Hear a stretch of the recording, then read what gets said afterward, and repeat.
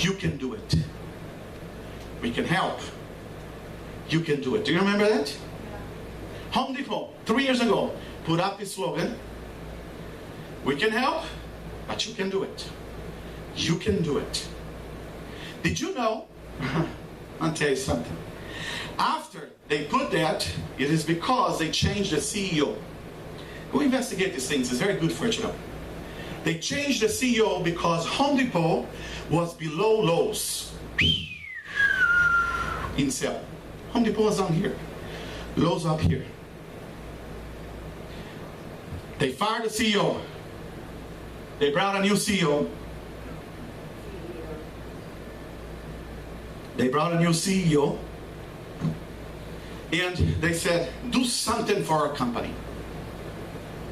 And he said, okay. And he, on his, what he talks about, what happened, he came up with this sentence. You can do it, we can help. And every worker in Home Depot, they're supposed to start from the door. They put a greeter at the door on Home Depot. And when they come in, they says, you can do it, we can help. Somebody comes in, you can do it, we can help. Somebody else, you can do it, we can help. Because of they start speaking to the people, and they are not Christians. But they understand it, they're using principle, Christian principle. You know what he said? That people that are not Christians use Christian principle and prosper. And Christians, they are the children of God that has to use the principles of God because are theirs, they don't use it. Because every person that was coming in and they were saying, you can do it, with this new CEO, the sale of Home Depot went up 37%. And Home Depot that was right here went up and walks with Lowe's. And there's some places that is above Lowe's. You can do it. Just having somebody, you can do it. You can do it. Tell people in yourself, you can do it. Oh, nobody's because we have a lot of excuses, right? Nobody's because you can do it. Nobody's because you can do it. Yeshua lives in you. You can do. Yeshua lives in you. So you have the exemption of fear living inside of you. Amen. See, you can do it. You can conquer. You go. What? All right now. There's sometimes that we are in places or situations that we say, God, that just not even you. We might not say with our mouth, but we say with our actions. Not even you, God, can help me now. Change, not even you. Stand up, look at the situation, and say, I can do it. Amen. It starts with me. Amen. Say it with me. Say, starts with me. Starts with me. One more time. Say, starts with me. Starts with me. So we have to understand. Now, Yeshua or Joshua, for over here, we have to understand, he was in a situation not very good. Why was not so good? Listen to that. He had Moses with him. The word Moses, or Moshe, means he who extracts. So he was used by God to extract the people out of Egypt. So Joshua, his disciple, walked with him. Now remember, there was a time, there was something that was about to change here. What is it? We talked about last Sunday. A time of Moses was going to finish. And a time with Joshua was about to start. So therefore, Joshua walked with Moses for years. For years. Every time that Joshua made a mistake, Moses was there to fix it. Remember when Moses went to pray? They came back from the mountain. Joshua says, the people are worshiping. There's a party, there's a feast. And Moses says, no, the people are singing. So all these things going on, listen to me now. All these things going on, Joshua walked all these years with Moses. All these years. Years and after years and after years and after years. Now comes to the point, to the moment, where God was going to remove Moses. Please repeat after me. Say, remove Moses. Remove Moses. One more time. Remove Moses. Remove Moses. It is easy when something with us, when we are comfortable. When we're walking with our Moses. I don't know which Moses is yours. But we're walking with our Moses. Everything is comfortable. And then God comes and says, a time of reformation is about to happen in your life.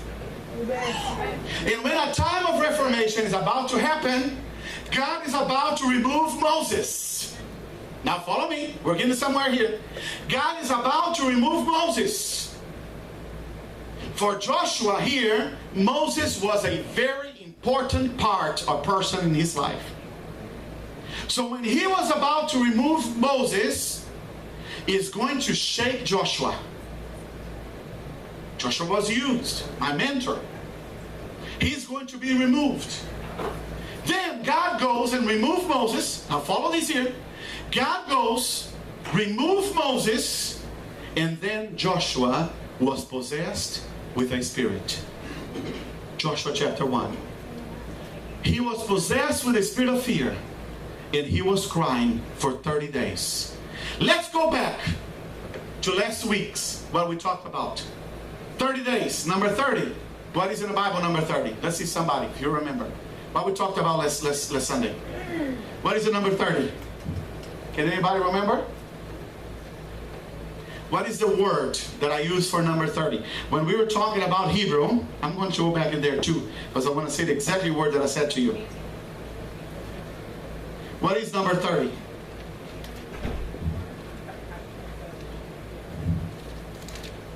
You remember? It says that for 30 days, and I spoke to you that the Hebrew, the symbols, the letters also means a value. And the value of number 30, last week I said that means dedication. So for 30 days, Joshua, possessed by the spirit of fear, listen to that, his life was shaken, was changed. For 30 days, he stopped. Why is that? God was calling him for a reformation. Say it after me, reformation. Reformation. But his mind was contaminated with Egypt. In Egypt, remember, they had to mourn the person for 30 days. They dedicate 30 days because they're about to transform that person in a mummy. Mummy, however you say that thing. Mummy.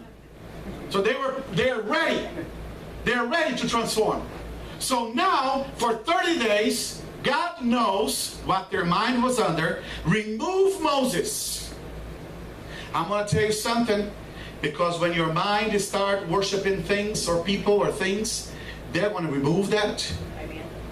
So what God did, God removed Moses, and God says, you're not going to make Moses a mummy, because that's what the people had in mind. They learned that in Egypt. They were there for more than 400 years. So what happened here? He says, I'm going to remove Moses. When Moses was removed, Joshua was possessed by a spirit of fear. And absolutely, right there, Joshua started mourning. And we saw the number 30 is dedication. When we dedicate everything to it. The Bible also teaches us, it shows by the translation that 30 days, the mourning means depression. Therefore, the great leader of the people of Israel was about to step in depression because his mentor died. How many of us, now get together here with me on the same page, how many of us, we get in depression when God changes something in our life? When we're okay, right? Let me put an example, a job. You get okay with a job. And suddenly, God takes the job away. And then we go after the devil. It's not the devil. Devil released my job. I told you today, this morning, School of Leaders, there are 4 reasons why things happen. We're talking about that. For you, there's going to encounter, you're going to listen to that School of Leaders with me. You see what we're talking about. But we go after the devil. Give my job back, and we get our shoes and run after the devil. I'm going to get you. The devil said, leave me alone. That was not me. And then we go, but it's because we got so comfortable that God is shaking and moving things up. For the past 4 years, I was teaching in Spanish. And this year, they put me in algebra classes to teach. I'm happy. I was jumping for it, but I told my wife, I said, you know what? I'm going to have to prepare myself. I haven't touched in mathematics for 4 years. In teaching all the time, full time. So what I'm saying is we got to, when the situation change, something change, and God takes that away, for us is not to destroy us. It's because we are in time of reformation. Moses was taken away from Joshua. Follow this up. So he left. Joshua was depressed. And you know why? Because his expectation was changed. We have to be careful that when God does these things, our expectation is not be changed, because our expectation must be in God and in God alone. If you come here to the service, what if you come to the service and you say, wow, we're going to sing good today. Now there's a beautiful light over there that's shining. Now we're going to do that. And you put expectation on this, you get here and the electricity goes off. There's no light, there's no sound, there's no microphone. We're not going to stop. We're going to sing. But if you came here with expectation, where's the light? Where's the mic? Where's the sound? And where is the air conditioner? Because if the electricity goes away, I better not stay here today. I'm going to go home. Expectation was changed. I don't know if you understand what I'm saying. Joshua's expectation was changed. Moses left. So for Joshua to be what he was, he needed to be healed. Please repeat after me. Say, to be healed. To be healed. He needed to be healed. That spirit of fear needed to leave him. He needs to go away. So his soul needed to be healed. You know, we have to be careful, because the spirit of fear likes to be fed. Do you understand that? Yes. The spirit of fear likes to be fed. And it can be fed by myself or by somebody else. So the spirit of fear, we have to be careful, because we just told you that Joshua had a wound in his soul and God is about to heal him in Joshua chapter 1. Because God is going to speak to him, be strong, be bold, and God is going to speak to his life, and God is going to put inside of him a spirit of courageous, a spirit of boldness. But up to there, we have to be careful, because, listen to that, Joshua got in a situation where he did not advance for 30 days. Remember the prophet Elijah? When he went to the cave? And he fed his own soul by saying, there is no more prophet serving you. I'm the only one. There is no prophet serving you. I'm the only one. There is no prophet serving you. I'm the only one. God comes to him and says, get up. You have to go anointing prophets and kings. Get up. God is absolutely marvelous in not feeding, listen to that, not feeding spirit of fear. God did not feed the spirit of fear in Joshua. God did not. So he was going against. Joshua, listen to me, Joshua was trained by one of the biggest leaders after Jesus, which was Moses. He was trained for that man. Joshua suddenly he stayed without reference when Moses died. He had no reference. And the devil said, let's put spirit of fear in him. Let's put fear in him. When God saw Joshua, he said, this is not the kind of leader that I want to go and bring reformation to my people. This is not the kind of leader. My beloved brothers and sisters, I want you to listen to this, and I'm getting to the end. I want you to listen to that. Do not let the spirit of fear control you. Because when the spirit of fear finds that control, listen to that, it will stop you to advance to the new things that God has for you in this time of reformation. It will stop you. It will not let you conquer the areas that you have to conquer. You know that one of the things that we decided, my wife and I, to conquer for many years, we live in a house that is rented. Y'all know that. And we said to each other, that's it. We decided, we know that our place is in here, and we said, for now on, we're going to start looking. And we're looking. There's been 2-3 weeks. We're going. Being 5-6 houses. Visiting, asking, calling, seeking, and all that. Are you following what I'm saying? Amen. Because we didn't want to confront, sit down with the bank. Talk to the bank. How much money you want to give to buy this house, to build a house, to do this, to do that. All these things was stopping us. Until we said, no more. We're going to have what is ours. You have to be in a point in your time. Listen to that. You're going to step in different levels. For the students, for you that's going to go back to school in August. If you are in 10th, you go to 11th. If you're 9th, you go to 10th. If you're 8th, you go to 9th. It's a different things. Different things that you're going to see over there. It's easy to worship God here in church. Let's see how you're going to worship God in school. So, see all these things that we're doing over here. Joshua, right there, was taken by the spirit of fear. And he was in there. When God saw him, he was in there. 30 days, morning, no advance. We're not going to do it. Let's go to Joshua chapter 1, because I need to go in there to finish. Joshua chapter 1. Let's read these words over here together, and you'll see the way that he was in there. If you're there, wait for me. I'm coming. There we go. Joshua chapter 1.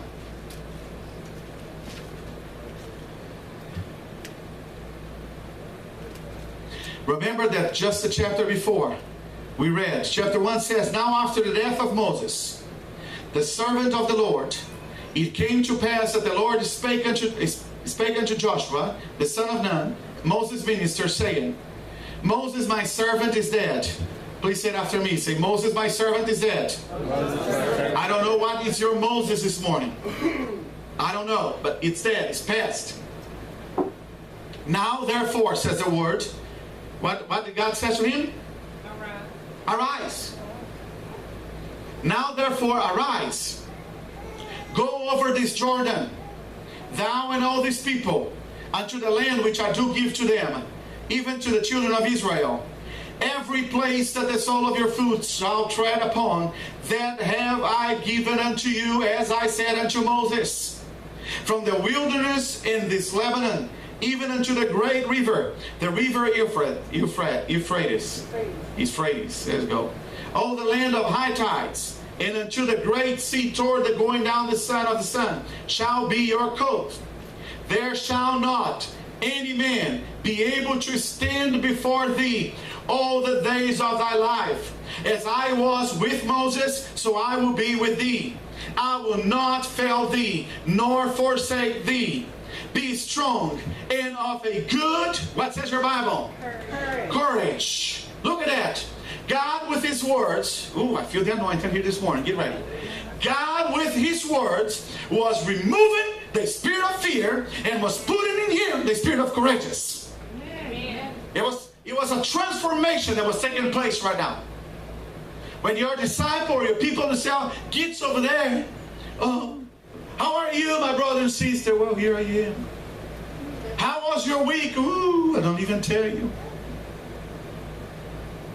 Do you feel like worshiping God? Ooh, I came for pure obedience. You have the work to speak to their life, change that spirit or take it away, and put a spirit of courageous in them. Amen. See, God is having that conversation with Joshua. Now he's saying, listen to that. Be strong, verse 6, of a good courage.